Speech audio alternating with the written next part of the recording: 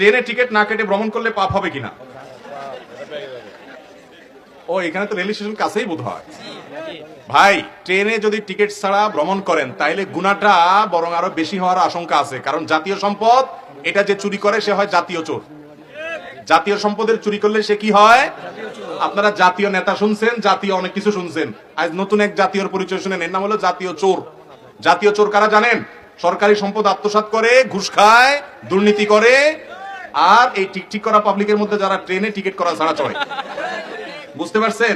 এই সবগুলো হলো জাতীয়, কারণ জাতীয় সম্পদ চুরি করলে জাতীয় চোর হয়ে যায়।